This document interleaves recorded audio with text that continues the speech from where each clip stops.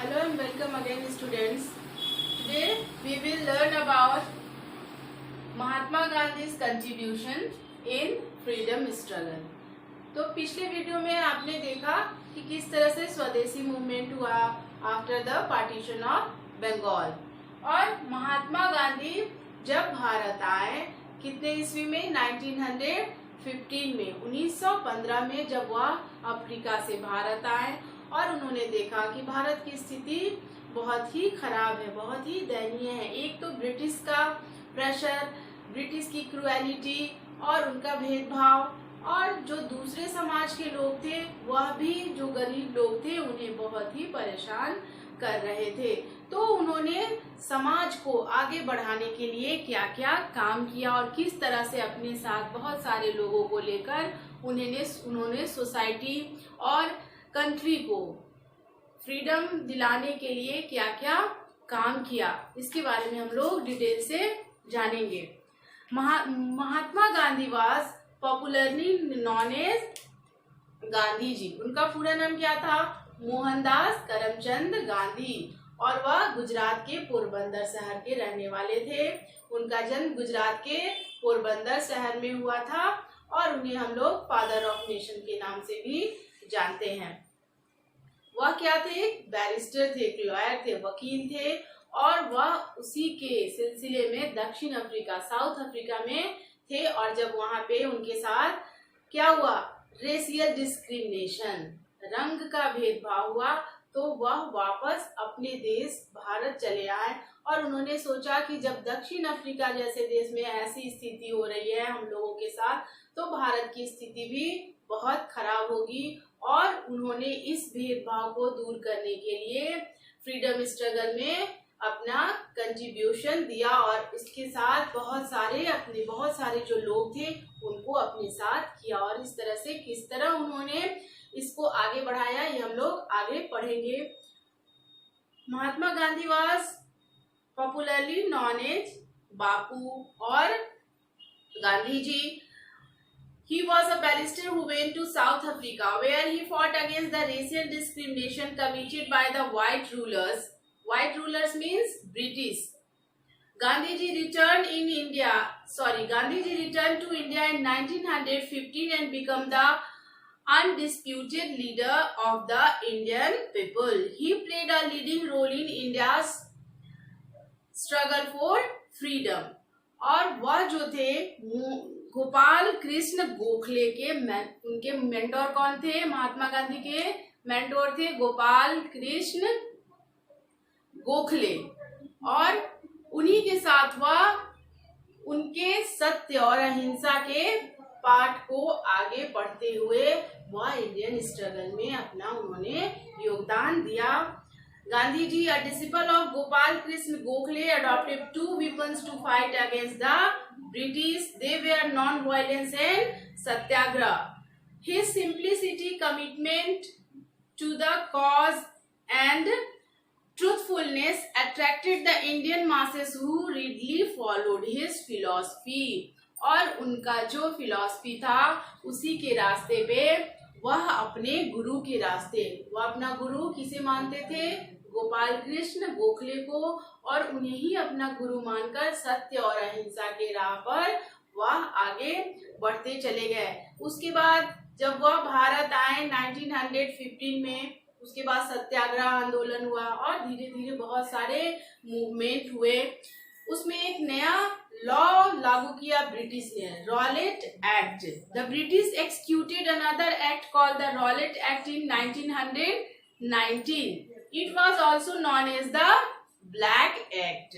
और Rowlatt act को किस नाम से जाना जाता है? Black act. The act empowered the government to put people in jail without any trial. Gandhiji called for a countrywide protest against this act. इस एक्ट के तहत जो ब्रिटिश ने तय किया कि जो भी लोग ब्रिटिश के अगेंस्ट प्रोटेस्ट करेंगे बिना ट्रायल, बिना जांच के उन्हें जेल में डाल दिया जाएगा। तो इसका विरोध किसने किया? गांधी जी और देश के पूरे जो ऐसे लोग जो चाहते थे कि भारत स्वतंत्र हो ब्रिटिश के चुंगल से, वैसे सारे लोगों ने विद्रोह करना, हर शहर में जगह जगह पर प्रोटेस्ट करना शुरू किया। On 13 April 1919, people gathered in a small park in Amritsar called Jallianwala Bagh to protest against the arrest of two leaders, Satyapal and Saifuddin Kichlu। और जालियांवाला बाग कहाँ है? अमृतसर में। सारे बच्चों ने सुना होगा जालियांवाला बाग हत्याकांड के बारे में। तो जब वहां पे विद्रोह करना शुरू किया उस जगह में जालियांवाला बाग में, तो बहुत सारे बच्चे, बूढ़े, जवान, जितने भी लोग थे वो सभी उस बाग पार्क में जमा हुए और वहां पर दो लोगों को उन्होंने, जो उसके लीडर थे सत्यपाल और सैफुद्दीन किचलू, उन्हें क्या किया? गिरफ्तार किया। The British General Dyer blocked the main entrance and ordered his soldiers to fire at the unarmed and unsuspecting crowd of people, 5,000 people। उस समय उस मैदान में, उस बाग में, उस पार्क में 5,000 से ज्यादा लोग थे और जिन्हें ये बिल्कुल पता नहीं था कि अभी उनके साथ क्या होने वाला है, उसमें से 1,000 लोग क्या उस जगह पे मारे गए। जनरल डायर ने ऑर्डर किया कि इसके जो भी गेट है उसको बंद कर दिया जाए और उसने वहां पे गोली चलाने का आदेश दिया। इसमें 1,000 से ज्यादा लोग मारे गए। This shattered the faith of whole nation and provoked a great rage amongst the Indian against the British government। और जब जालियांवाला मैसेकर हुआ, जालियांवाला हत्याकांड हुआ, तो इससे पूरे देश को शॉकिंग न्यूज, पूरे देश के लोग स्तब्ध रह गए कि ब्रिटिश कितना नीचे हद तक गिर जा रहे हैं। वह कितने लोगों को इस तरह से, जो ऐसे लोग जिन्हें बिल्कुल पता नहीं है, उसमें बच्चे, बूढ़े, बुजुर्ग, जो भी लोग थे, सब पर गोली चलाना और इसमें बहुत सारे लोग मारे गए। तो इससे पूरे देश के लोग हतप्रभ रह गए और उन्होंने निश्चय किया कि अब ब्रिटिश को किसी भी तरह से यहाँ से हटाना है। इसके बाद बहुत सारा मूवमेंट धीरे धीरे शुरू होने लगा भारत में।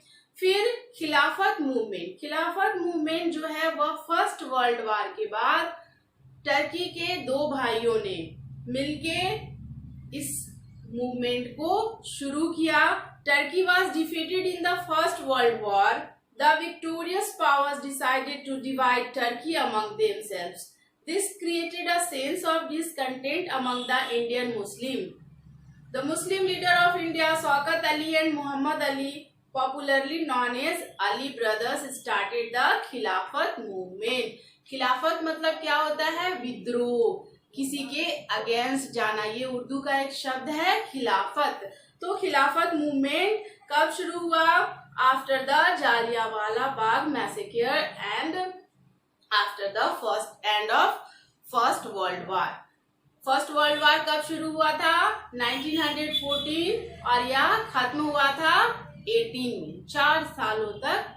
या उसके बाद वहां के टर्की के लोगों को ब्रिटिश ने कहा था कि आप फर्स्ट वर्ल्ड वार में हमारी मदद करिए और जब हम लोग जीत जाएंगे फर्स्ट वर्ल्ड वार तो टर्की को ब्रिटिश रूल से अलग कर दिया जाएगा, वह सेल्फ रूल कर सकता है। लेकिन उसके बाद ब्रिटिश मुकर गए।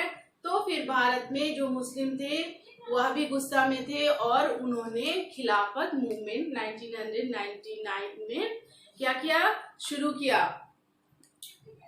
तो जो ब्रिटिश गवर्नमेंट के खिलाफ उन्होंने जो खिलाफत मूवमेंट शुरू किया, इसका नाम वहां के sultan of Turkey, the religious head, जो टर्की के धार्मिक गुरु थे, खलीफा, उन्होंने ही शुरू किया था और इससे हुआ खिलाफत movement. An alliance was made between the Indian National Congress and Khilafat leaders to work and fight together for the cause of Khilafat and Swaraj।